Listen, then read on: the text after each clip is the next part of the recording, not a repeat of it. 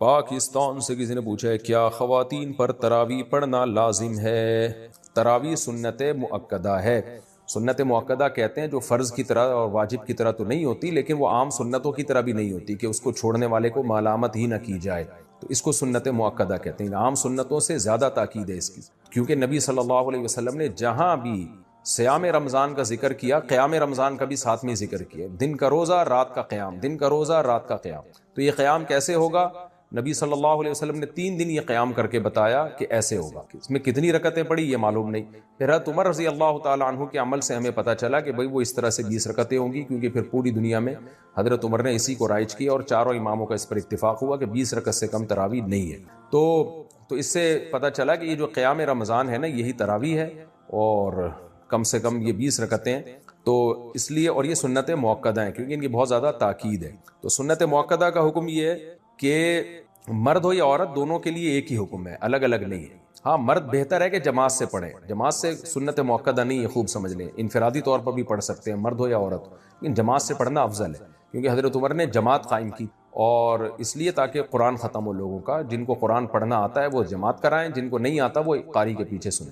تو اب خواتین پہ تو مسجد کی جماعت فرض نماز بھی لازم نہیں ہے، تو تراویح کہاں سے لازم ہو؟ تو اس لیے خواتین بہتر ہے گھر میں تراویح پڑھیں. مسجد جانا چاہیں تو ہماری رائے تو یہی ہے کہ اس زمانے میں ان کو مسجد جانے کی بھی اجازت ہے، حدیث میں اس کی ثبوت ملتا ہے. اور تراویح میں تو ہمیں ملتا ہے کہ اسلاف اپنے عورتوں کو بھی تراویح کی نماز میں لایا کرتے تھے. تو لیکن بہرحال سنت مؤکدہ یہ ہے کہ پڑھ لیں آپ. جماعت سے پڑھنا سنت مؤکدہ نہیں ہے، گھر میں پڑھنا زیادہ افضل ہے. تو آپ گھر میں تراویح پڑھیں، 20 رکعت پڑھیں. اور سنت مؤکدہ کا حکم یہ ہے کہ کبھی کبھار چھوٹ جائے تو انشاءاللہ گناہ نہیں، کوئی حرج نہیں ہو، اس میں کوئی گناہ نہیں ملے گا. اور اگر کسی عذر سے چھوڑ دیں تو ویسے ہی کوئی حرج نہیں ہے، کیونکہ فرض واجب بہرحال نہیں. بہت زیادہ تھکاوٹ ہو تو چھوڑی جا سکتی ہے، اور کبھی تھکاوٹ نہ بھی ہو تو کبھی ویسے ہی بھی چھوڑی جا سکتی ہے، لیکن کنٹینیو چھوڑنے کی عادت نہ بنائیں. لیکن ویسے ایک جنرل نالج کے لیے بتا دوں، جو پڑھتے ہیں پراپر پڑھتے ہیں، جو نہیں پڑھتے پھر وہ چھوڑتے ہی ہیں. یہ تراویح ایسی چیز نہیں ہے 2 دن پڑھ لی 1 دن چھوڑ دی. تو جو ایسے کرتا ہے وہ پھر چھوڑا ہی رکھتا ہے. تو جو پڑھتے ہیں وہ کنٹینیو پڑھتے ہیں. تو نبی صلی اللہ علیہ وسلم نے جب بہت زیادہ تراویح کی فضیلت بیان کی ہے، قیام رمضان کی فضیلت بیان کی ہے، جس کو بعد میں اسلاف نے نام تراویح کا دیا، تو آپ کو چاہیے کہ اس سے قطر ادر کہ یہ سنت مؤکدہ ہے یا غیر مؤکدہ، آپ یہ فضیلت حاصل کریں. کیونکہ شاعر نے کہا ہے تمتع من شمیم عرار نجد فما بعد العشیۃ من عراری، کہ ایک خوشبو ہوتی ہے جیسے رات کی رانی کی خوشبو، یہ رات کے بعد ختم ہو جائے گی. تو تراویح کی فضیلت بھی رمضان کے بعد ختم. تو اس بحث میں پڑھے بغیر کہ سنت مؤکدہ ہے یا غیر مؤکدہ ہے، واجب ہے یا نہیں، اس بحث میں پڑھے بغیر آپ کنٹینیو پڑھ لیں، کیونکہ ثواب بہت ہے اس کا. اور یہ عید کا چاند نظر آتے ہی آپ کے پاس یہ آپشن ختم ہو جائے گا. لیکن حکم یہی ہے کہ سنت مؤکدہ ہے. انڈیا سے کسی نے پوچھا میرا حمل بار بار ضائع ہو جاتا ہے، کسی نے بتایا کہ یہ شیطانی حرکت ہے، کیا یہ صحیح ہے؟ صحیح ہے تو اس سے نجات کیسے ملے گی؟ جس نے بتایا ہے اس نے شیطانی حرکت کی ہے. باقی حمل کا بار بار ضائع ہونا یہ تو خواتین میں نارمل ہے، کوئی بیماری ہو سکتی ہے، کوئی مسئلہ ہو سکتا ہے. تو اس کے لیے گائنی کی ڈاکٹرز ہیں، بڑی ایکسپرٹ ڈاکٹرز بھی ہیں، آپ ان سے رابطہ کریں. تو یا کوئی ماہر حکیم ہو، طبیبہ ہو، ماہر ہو. حکیموں میں 2 نمبر بہت ہوتے ہیں، تو اس لیے 1 نمبر حکیم کو تلاش کریں. کوئی ماہر ہو تو اس سے بھی علاج کیا جا سکتا ہے، کیونکہ پرانا مرض ہے یہ. تو انشاءاللہ آپ ٹھیک ہو جائیں گی. میں بھی دعا کرتا ہوں اللہ آپ کو اس بیماری سے نجات عطا فرمائے. نو شہر و فیروز پاکستان سے، اگر قرآن پاک یاد ہو اور ایام حیض میں زبانی پڑھا جائے تو کیا یہ صحیح ہے یا نہیں؟ نہیں، حیض میں قرآن نہیں پڑھ سکتے، اس پہ میں مدلل کلپ ریکارڈ کروا چکا ہوں. سیف الدین ضیاء دہلی سے، میرے امتحان شروع ہونے والے ہیں جس کا ٹائم 12:30 ہے، تو میں ظہر کی نماز کس وقت ادا کروں گا؟ بھائی مجھے نہیں پتا آپ کے یہاں ظہر کے ٹائم شروع کب ہوتا ہے ختم کب ہوتا ہے. تو امتحان اگر 12:30 پہ شروع ہو رہا ہے اور ظہر کا وقت پہلے شروع ہو جاتا ہے تو پہلے پڑھ لیں ظہر کی نماز. اور اگر ظہر کا وقت 12:30 تک شروع نہیں ہوتا تو پھر امتحان ختم ہونے کے بعد اگر ظہر کا وقت قائم رہتا ہے تو پڑھ لیں، امتحان ختم ہونے کے بعد پڑھ لیں. اور اگر آپ سمجھتے ہیں ایگزامینیشن ہال میں جتنی دیر بیٹھوں گا ظہر کا پورا وقت ختم ہو چکا ہوگا، نقشے میں دیکھ لیں، میپ میں، یعنی جو جدول ہوتا ہے نا جس میں نمازوں کے ٹائم ہوتے ہیں، تو پھر آپ کو امتحان کے دوران نماز پڑھنی پڑے گی. اس کا طریقہ یہ ہے کہ آپ کسی بہانے سے چلے جائیں، واش روم چلے جائیں یا کہیں بھی وضو کر لیں اور پھر جا کے جلدی سے 4 فرض پڑھ لیں. آپ سنتیں ایسے مجبوری میں چھوڑ دیں آپ، لیکن فرض نماز کسی قیمت پہ قضا نہیں ہو سکتی، خوب سمجھ لیں. عائشہ اختر راجستھان انڈیا سے، ہمارے ہاں 2 باتیں بڑی عام ہیں. ایک یہ کہ حشر میں ایک سوال ہوگا جس میں آپ سے پوچھا جائے گا کہ آپ کا پیر کون ہے.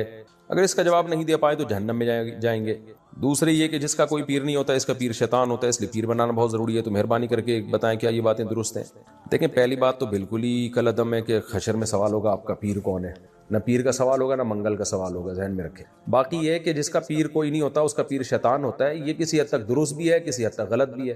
درست اس سینس میں ہے کہ عام طور پر جب آپ کے پاس علم نہیں ہوتا اور آپ صاحب علم کو اپنا رہبر بھی نہیں بناتے تو آپ گمراہ ہو جاتے ہیں، پھر گمراہ لوگ آپ کو گمراہ کر دیتے ہیں، غلط قسم کے اسکالرز کے ہتھے چڑھ جاتے ہیں آپ۔ تو صحیح علماء جو صحیح علم رکھتے ہیں ان کو پیر و مرشد بنائیں آپ، کیونکہ نبی صلی اللہ علیہ وسلم نے فرمایا، بلکہ قرآن میں فَاسْأَلُوا أَهْلَ الذِّكْرِ إِن كُنتُمْ لَا تَعْلَمُونَ، تمہیں علم نہیں ہے تو اہل علم سے پوچھو، ان سے رابطہ کرو۔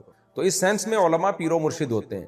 تو آپ جس کو بہتر سمجھیں کہ یہ اس کے پاس تقویٰ زیادہ علم زیادہ ہے تو اس کو اپنا بڑا بنا لیں، لیکن وہ خود سنت کا متبع ہو، خود توحید پرست ہو، بدعتی نہ ہو، شہوت پرست نہ ہو، حب دنیا کا مریض نہ ہو، تو یہ بہتر ہوتا ہے۔ کیونکہ بے لگام اونٹ جو ہے نا وہ پھر ادھر ادھر بھٹکتا رہتا ہے، تو اس کا رزلٹ دیکھیں نا آپ، جو علماء کو فالو نہیں کرتے پھر کدھر جاتے ہیں۔ اور غلط مطلب اس کا یہی ہے کہ وہ پیر بنانا گویا فرض ہے، تو بھائی فرض نہیں ہے، اصل ہے قرآن و سنت پہ چلنا۔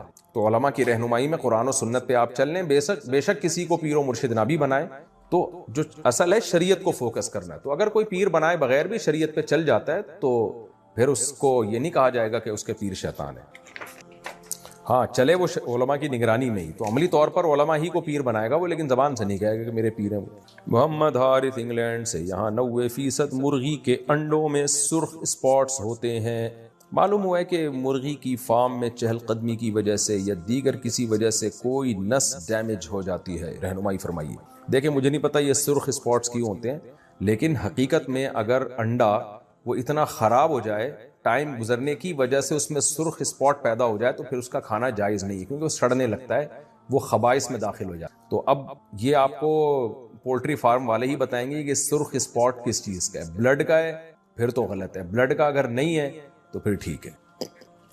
ساؤتھ افریقہ، کیا بریلویوں کے پیچھے نماز پڑھنے سے نماز ہو جاتی ہے؟ رہنمائی فرمائے بریلویوں کی مسجد میں اذان دینا کیسے ہے؟ میں جس محلے میں رہتا ہوں وہاں بریلویوں کی مسجد میں وہاں نماز پڑھنے جاتا ہوں، پھر مجھے وہاں کے لوگ کہتے ہیں کہ آپ اذان پڑھیں، تو میں جواب دیتا ہوں کہ ہمارے ہاں اذان سے پہلے صلاۃ نہیں پڑھی جاتی، تو کیا میں نے ٹھیک کیا؟ رہنمائی فرمائے اذان تو بھائی کسی بھی مسجد میں دی جا سکتی ہے، باقی بریلویوں کے پیچھے نماز پڑھنا جائز ہے یا نہیں تو مسئلہ دیوبندی بریلوی اہل حدیث کا نہیں ہے، جو بھی توحید پرست ہو اس کے پیچھے نماز پڑھنا جائز ہے، اور جو بھی مشرک ہو اس کے پیچھے نماز جائز نہیں ہے، چاہے وہ دیوبندی ہو، چاہے وہ اہل حدیث ہو، چاہے وہ بریلوی ہو۔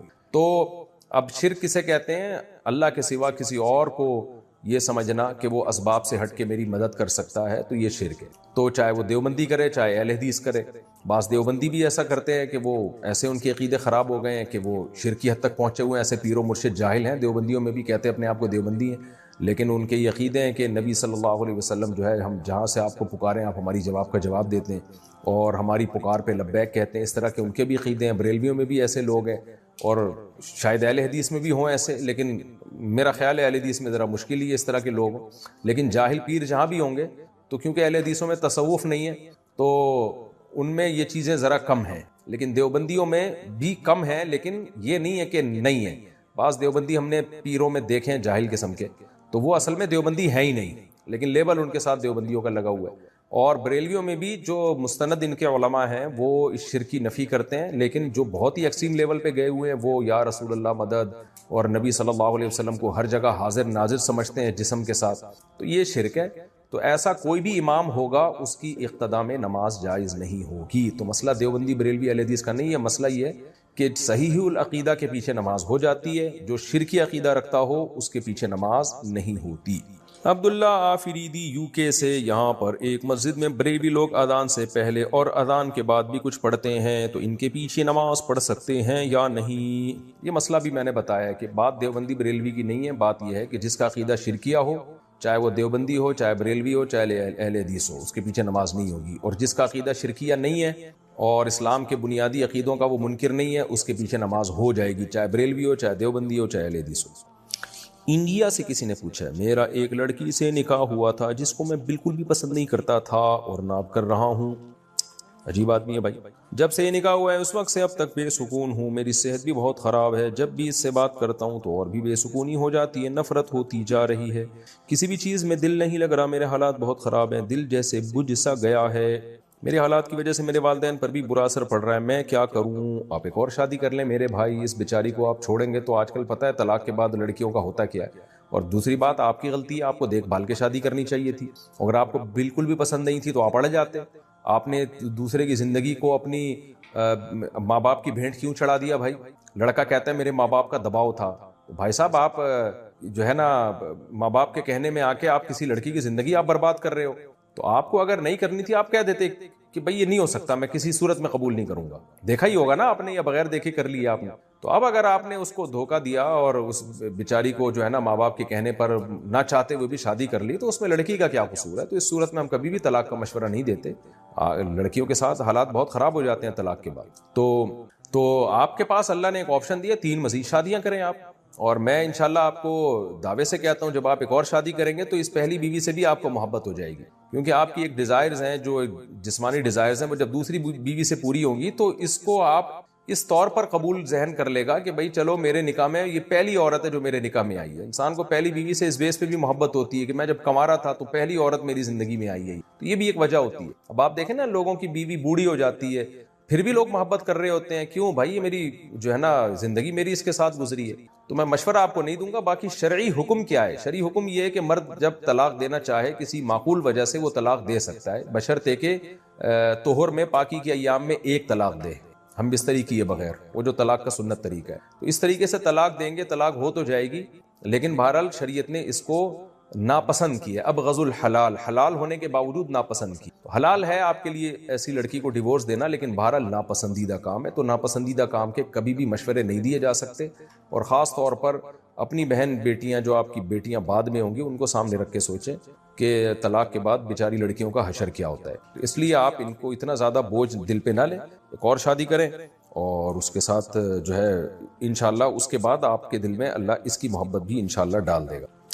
انڈیا سے کسی نے پوچھا ہے رمضان میں نفلی عبادت کرنا افضل ہے؟ نفلی عبادت کہاں کرنا افضل ہے؟ گھر میں کرنی چاہیے یا مسجد میں؟ تمام تر نفلی عبادتیں گھر میں کرنا ہی افضل ہیں. ہاں مسجد میں بھی کی جا سکتی ہیں، بعض دفعہ گھر میں دل نہیں لگ رہا ہوتا تو مسجد میں کر لیں، لیکن افضل یہی ہے کہ نبی صلی اللہ علیہ وسلم سے جو ثابت ہے گھر میں. البتہ اشراق کی جو نماز ہے نا، اس میں جو حدیث میں آتا ہے کہ فجر پڑھ کے وہیں بیٹھے رہیں، تسبیح کریں، اور سورج جب طلوع ہو جائے اچھی طرح سے تو پھر 2 رکعت پڑھ لیں، تو وہ مسجد میں ہی ہے. اس کے علاوہ جو ہے گھر میں پڑھنا زیادہ افضل ہے. لیکن نہ کرنے سے بہتر ہے کہ کہیں بھی کر لیں، بھلے گھر میں نہیں تو مسجد میں ہی کر لیں، اس چکر میں چھوڑیں نہیں. انڈیا سے سعودی عرب سے کسی نے پوچھا ہے خواتین کے لیے تبلیغی جماعت میں جانے کے بارے میں کیا حکم ہے؟ رہنمائی فرمائیں. ایک ہی راستہ خواتین کے لیے ڈھنگ کا رہ گیا، جہاں وہ پردہ سیکھتی ہیں، جہاں وہ حیا سیکھتی ہیں، اس کے بارے میں بھی حکم پوچھ رہے ہیں. میں تو کہہ رہا ہوں یہ حکم میں اپنی بیویوں کو لے جایا کرو تبلیغ میں میرے بھائی، بہت فائدہ ہوگا. جن لوگوں نے اپنی عورتوں کو تبلیغ میں لے کر گئے ان کے گھروں میں معمولات زندہ ہو گئے ہیں، تسبیحات، تلاوت کی پابندی ہو گئی ہے، تو لے جایا کریں. انڈیا سے کسی نے پوچھا ہے کسی نے بینک میں 1 لاکھ روپے جمع کیے اور ان پیسوں پر بینک نے اس شخص کو بیاج یعنی سود دیا. ان بیاج کے پیسوں کا وہ شخص کیا کرے گا؟ اس کی وضاحت کریں.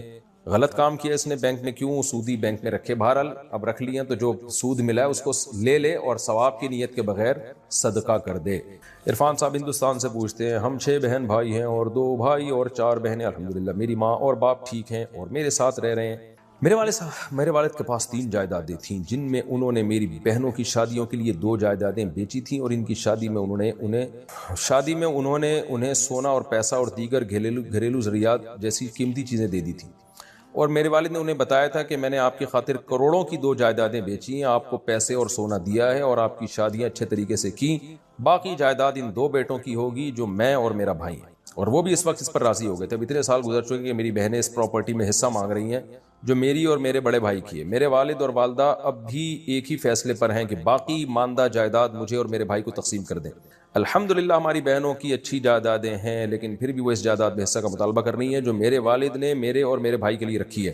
جو رقم اور سونا میرے والد میری بہنوں کو ان کی شادی میں میرے والد نے دیا تھا وہ اس حصے کے مقابلے میں بہت زیادہ قیمتی ہے، وہ جائیدادیں مانگ رہی ہیں. میں صرف یہ واضح کرنا چاہتا ہوں کہ کیا میں یہ جائیداد اپنے والد اور والدہ سے لے سکتا ہوں؟ کیا اسلام میں اس جائیداد کو قبول کرنا قانونی ہوگا؟ براہ کرم مجھے مشورہ دیں، مسئلہ بتائیں.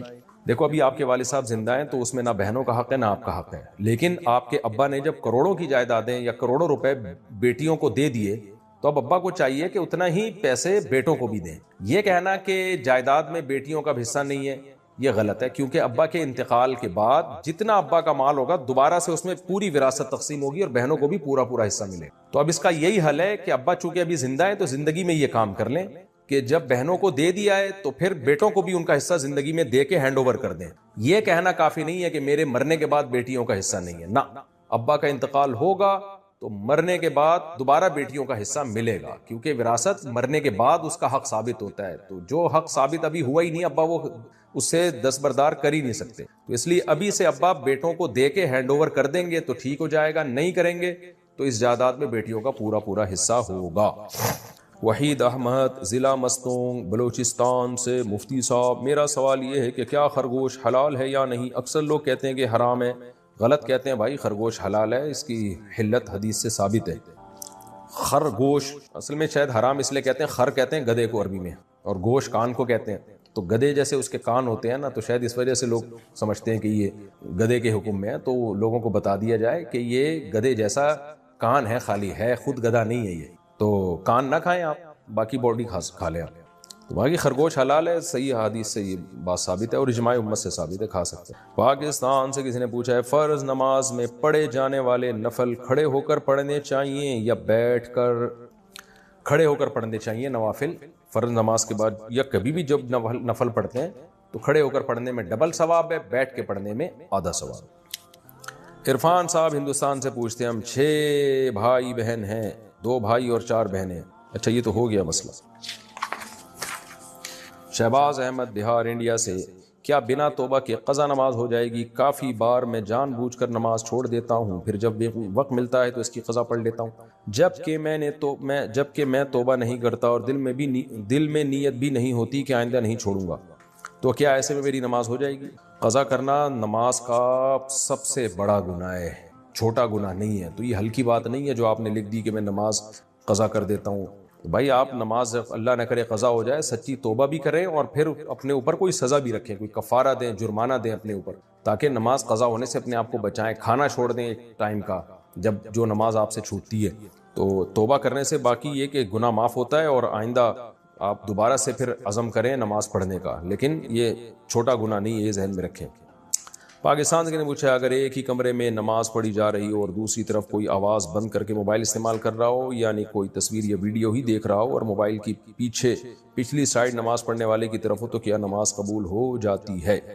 پتہ نہیں کیا پوچھا ہے. ایک کمرے میں نماز پڑھی جا رہی ہے اور دوسری طرف کوئی آواز بند کر کے موبائل استعمال کر رہا ہو، ہاں تو نماز آپ کی ہو جائے گی. وہ پیچھے بیٹھا ہوا ہے، جو مرضی کر رہا ہے، آپ کا اس سے کیا لینا دینا. پاکستان سے پوچھا کیا صدقے کے پیسوں کو سر کے اوپر سے وار کر دینا جائز ہے؟ ہمارے ہاں نئی دلہن جب گھر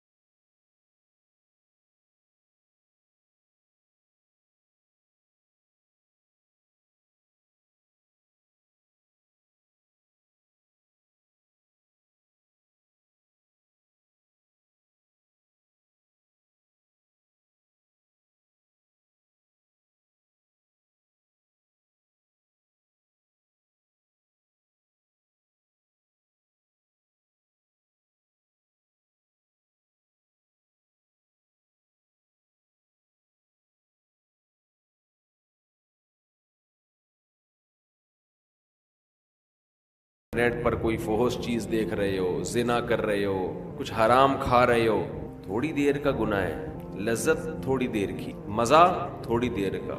کوئی گناہ ایسا نہیں ہے جس میں ہمیشہ کا مزہ ہو. اللہ نے انسان کی خواہشات کو محدود اور صلاحیتیں بھی محدود. جو لوگ جوانی میں زنا کرتے ہیں، ایک بار کریں گے، 2 بار کریں گے، ان کو زنا میں بھی لذت نہیں رہتی، پھر وہ عادت پڑ جاتی ہے حرام کی، گند میں منہ مارنے کی، لیکن وہ لذت نہیں رہتی. اور جب عمر آہستہ آہستہ بڑھتی ہے، بڑھاپا آتا ہے، تو ٹھڑک باقی رہ جاتی ہے، زنا کرنے کی طاقت ختم، مچلتا رہتا ہے، ہر وقت سسکیاں لیتا رہتا ہے، ٹینشن ساری زندگی کی. لیکن طاقت کیا ہو گئی؟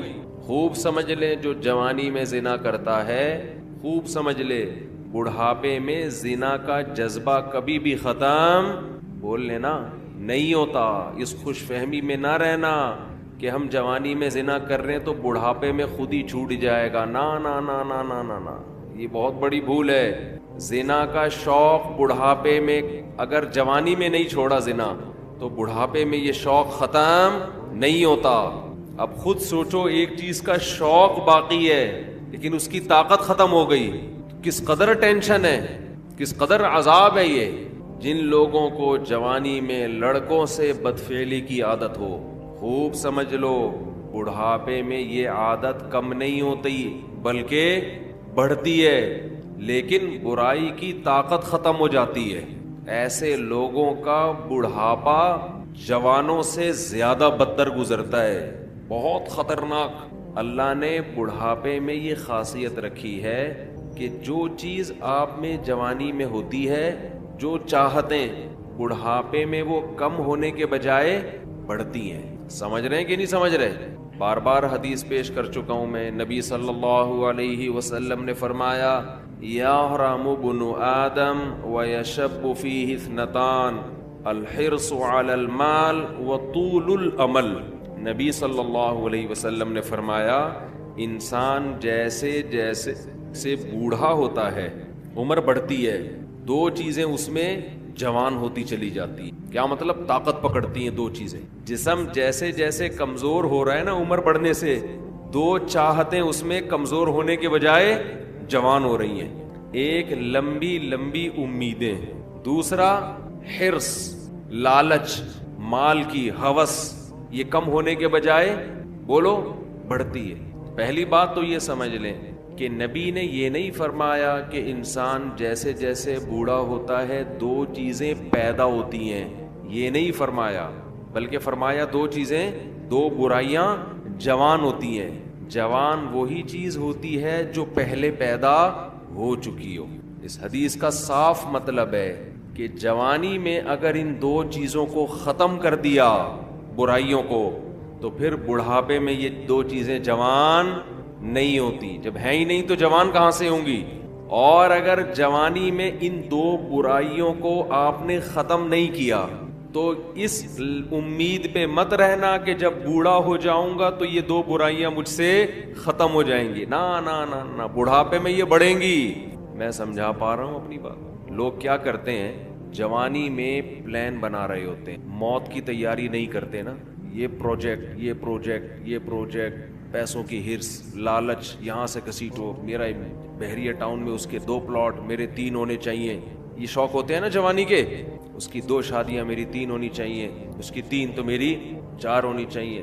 یہ نہیں ہوتا شوق، یہ جتنا بھی ڈال لو یہ پیدا نہیں ہوگا. اس میں بڑے ڈھیٹ ہیں. جو شوق ہونا چاہیے، یہ تو اس کی کثرت تو پیغمبروں کی سنت ہے نا. یہ والا نہیں پیدا ہو رہا، بس پلاٹوں پہ خرچ کر رہے ہیں، جہاں پیسہ آئے گا گاڑی خرید لیں گے.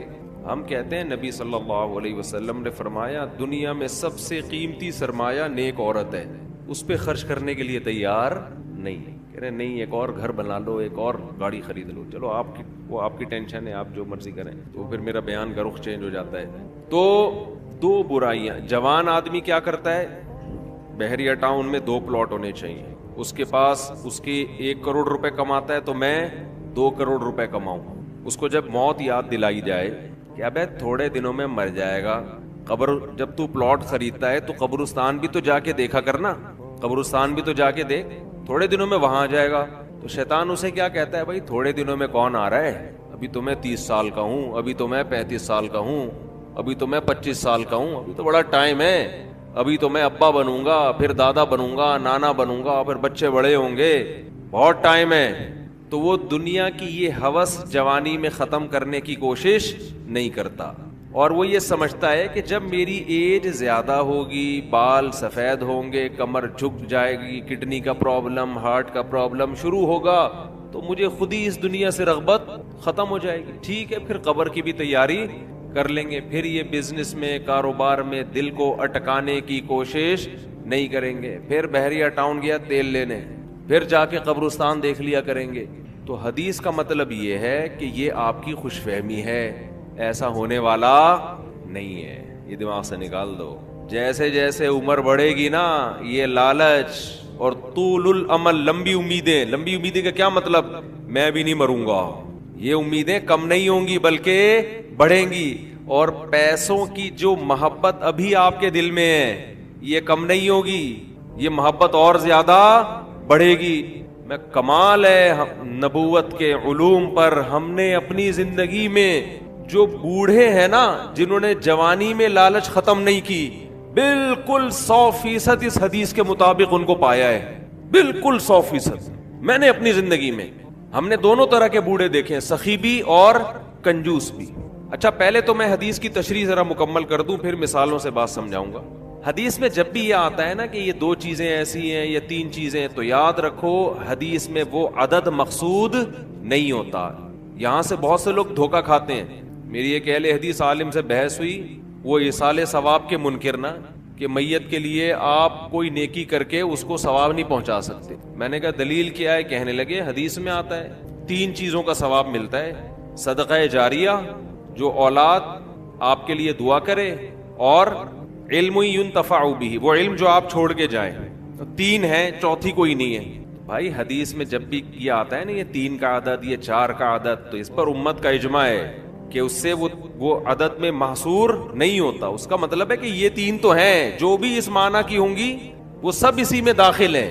جیسے حدیث میں آتا ہے، ایک صحابی نے عرض کیا، یا رسول اللہ، میں اپنی والدہ کے لیے صدقہ کرنا چاہتا ہوں، کیا ثواب ملے گا؟ آپ نے فرمایا ہاں. اب یہ نہیں کہ صرف صدقے میں ہی انحصار ہے، صدقہ تو ایک نیکی ہے. اس حدیث سے صاف پتہ چلتا ہے کہ نیکی جیسے اپنے لیے کی جاتی ہے، اپنے کسی مرحوم کے لیے بھی کی جاتی ہے، کی جا سکتی ہے. آپ صدقے کے لفظ کو پکڑ کے بیٹھ گئے کہ صدقہ ہے تو باقی نہیں ہے، تو صدقے میں کون سی ایسی خاص بات ہے؟ اصل میں تو حدیث میں اصول اور ضابطہ بیان کر دیا جزیات کے ضمن میں. قرآن و سنت کی عادت ہے کہ جزیہ بیان کر کے لا بیان کیا جاتا ہے. جیسے قرآن کہہ رہے ماں باپ کو اف نہ کرو، تو یہ ایک جزیہ ہے، لیکن اس کے ضمن میں ایک لا بیان کر دیا کہ تکلیف نہ پہنچاؤ، کیونکہ اف کہنا بھی کیا ہے؟ تکلیف ہے. تو بیسک تکلیف پہنچانا ہے. اف کا لفظ یہ اصل مقصد نہیں ہے. اسی وجہ سے ہماری نظر میں جو راجح قول ہے دلیل کے لحاظ سے وہ یہی ہے کہ ایصال ثواب صدقہ کر کے بھی کیا جا سکتا ہے اور کسی بھی نیکی کے ذریعے کیا جا سکتا ہے. یہاں پر پھر ایک اعتراض ہوتا ہے، یہ اعتراض کا جواب دے کے پھر آتا ہوں اصل، کیونکہ پھر لوگ شارٹ کلپ بنا کے آدھی چیز چلاتے ہیں. اعتراض یہ ہوتا ہے کہ صحابہ کرام سے ثابت کیوں نہیں ہے کہ کسی نے قرآن پڑھ کے ثواب پہنچایا ہو. سمجھتے ہیں؟ نہیں آ رہی سمجھ میں. ہمارے اہل حدیث حضرات اکثر یہ سوال کرتے ہیں کہ پھر صحابہ نے ایصال ثواب کیوں نہیں کیا. اس کا جواب یہ ہے کہ ایصال ثواب نام ہے اس نیت کے ساتھ نیکی کرنا کہ یہ ثواب کس کو پہنچے؟ مرحوم کو پہنچے. یہ نیت ہے امر باطن. ہمارے سامنے صحابی کی نیکی تو آئے گی، ان کا دل کا ارادہ ہمارے سامنے نہیں آئے گا. جیسے ایک صحیح حدیث تو آ گئی ہمارے سامنے کہ صحابی نے نبی سے پوچھا کہ میں صدقہ کر رہا ہوں، نیت کیا ہے؟ والدہ مرحوم یا والد مرحوم کے لیے کنواں بنا رہا ہوں. اب باقی جس صحابی نے اپنے کسی مرحوم کے لیے کیا کیا وہ تو ان کے دل کی حالت تھی نا. ہمارے سامنے تو وہ عمل آئے گا، دل کی نیت تھوڑی ہمارے سامنے آئے گی. ہاں اجتماعی سطح پہ کسی نے مرحوم کے لیے کچھ کیا ہوتا وہ پھر چھپنے والا کام نہیں تھا، وہ نقل ہوتا، اور ایسی کوئی حدیث نقل نہیں ہے. اس لیے ہم کہتے ہیں اجتماعی سطح پہ ایصال ثواب ناجائز ہے، بدعت ہے. نہیں آئی بات میرا خیال. اخبل طریقے سے انفرادی طور پر آپ کوئی نیکی کریں مرحوم کے لیے ٹھیک ہے، لوگوں کو جمع کر کے کریں یہ عمل کیا بن جائے گا؟ بدعت. کیونکہ اگر جمع کر کے کرنا جائز ہوتا تو پھر یقیناً صحابہ سے ثابت ہوتا، پھر یہ عمل چھپنے والا تھا نہیں. سمجھ میں آ رہی ہے بات؟ کہ آپ اگر چھپ کے یعنی قرآن خوانی میت کے ایصال ثواب کے لیے ہم اس عمل کو بدعت سمجھتے ہیں، کیونکہ یہ ثابت نہیں ہے. حضرت ابو بکر کا انتقال ہوا تو حضرت عمر نے کوئی پبلک کو بلایا کہ آ جاؤ ہمارے یہاں قرآن خوانی ہو رہی ہے، تمبو لگا ہوا بھی آ جاؤ. اپنے طور پر اخپل طریقے سے بیٹھ کے پڑھو بھائی، اخپل طریقے سے میت کے لیے کوئی بھی سورت پڑھ لو، کوئی بھی نیکی کر لو. بہتر تو یہی ہے کہ صدقہ کو فوکس کرو، جو حدیث میں منصوص ہے، جس کا حدیث میں صراحتاً ذکر ہے. سب سے افضل تو یہی ہے. اس کی مثال ایسے ہے کہ جیسے صحابی نے پوچھا میں کنواں بنانا چاہتا ہوں. اب آپ کہیں کہ کنواں بنانا تو جائز ہے، مسجد بنانا جائز نہیں ہے، کیونکہ حدیث میں مسجد کا ذکر نہیں ہے. تو بھائی کنواں بھی ایک نیکی ہے، مسجد بھی ایک نیکی ہے. تو جیسے کنواں بنانا جائز ہے تو سڑکیں بنانا بھی جائز ہے، مسجد بنانا بھی جائز ہے، سرائے بنانا بھی جائز ہے، سبیل بنانا بھی جائز ہے. تو ایسے صدقے کے علاوہ بھی نیکی کیا ہے؟ جائز ہے. تو خیر یہ تو درمیان میں ایک مسئلہ آ گیا جو اصل موضوع میں لے کے چل رہا تھا. اب ہم اس کی طرف آتے ہیں. تو میں یہ عرض کر رہا تھا یہ جو حدیث میں آتا ہے نا کہ 2 برائیاں ایسی ہیں کہ جوانی میں اگر آپ نے ان کو ختم نہیں کیا تو بڑھاپے میں وہ برائیاں کم ہونے کے بجائے بڑھتی ہیں. تو اس سے مراد صرف 2 برائیاں نہیں ہیں، یہ 2 تو مثال بیان کی گئی ہے.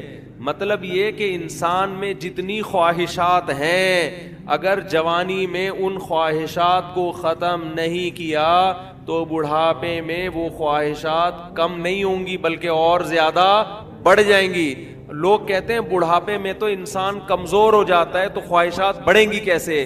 او بھائی خواہش کو پورا کرنے کی طاقت ہونا الگ چیز ہے، خواہش کا جذبہ پیدا ہونا الگ چیز ہے، طاقت نہیں ہوگی. صلی اللہ علیہ وسلم نے جو مثال دی ہے نا کہ 2 چیزیں جوان ہوتی ہیں تو وہ 2 برائیاں سے مراد صرف 2 نہیں ہیں بلکہ جو بھی بری خواہشات ہیں بڑھاپے میں کم ہونے کے بجائے بڑھتی ہیں. اسی طرح اچھی خواہشات اگر جوانی میں اچھی عادتیں ہیں تو بڑھاپے میں وہ اچھی عادتیں کم ہونے کے بجائے جوان. اگر آپ کو جوانی میں اللہ سے محبت ہے بڑھاپے میں یہ محبت اور زیادہ بڑھ جائے گی. جوانی میں دنیا کو مسافر خانہ سمجھتے ہو، دل نہیں لگاتے، بڑھاپے میں بالکل لفٹ کرانا چھوڑ دو. ہم نے دونوں طرح کے بوڑھے دیکھے ہیں، سخی بھی اور کنجوس. جو سخی ہوتے ہیں وہ بہت سخی ہوتے ہیں کیونکہ وہ جوانی میں سخی ہوتے ہیں نا، تو یہ سخاوت بڑھاپے میں ان کی بہت زیادہ بولو بڑھ جاتی. پھر وہ جاگیروں سے دل لگانا بالکل چھوڑ دیتے ہیں،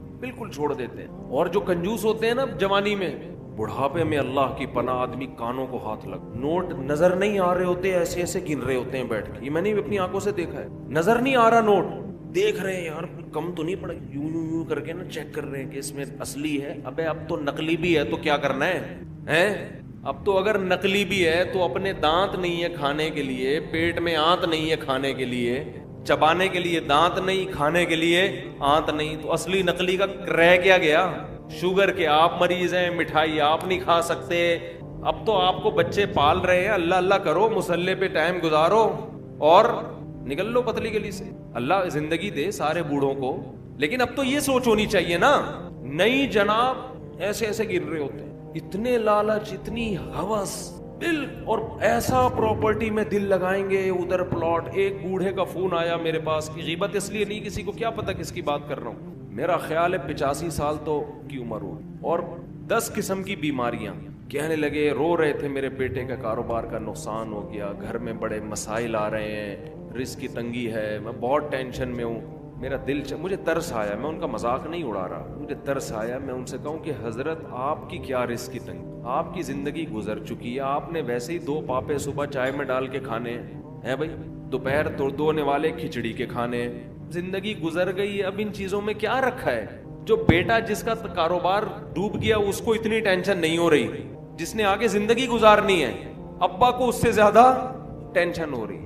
لیکن ہم نے نیک بوڑھے بھی دیکھے ہیں، نیک بوڑھے بھی دیکھے. ہمارے نانا اللہ تعالیٰ مغفرت فرمائے، نانا نانی دونوں، میرے نانا کی بھی 99 سال ماشاءاللہ عمر تھی، نانی نے بھی بڑی عمر پائی ہے. جب بھی ہم ان کے پاس جاتے تھے نا تو وہ شاعری شروع کر دیتے تھے، قبر کی آخرت کی. گھر جسے سمجھے ہو وہ تم گھر نہیں. مجھے پورا شعر یاد نہیں ہے ان کا، یعنی بار بار کہتے تھے بیٹا جس کو تم گھر سمجھ رہے ہو یہ گھر نہیں ہے، گھر اصل کیا ہے؟ قبرستان.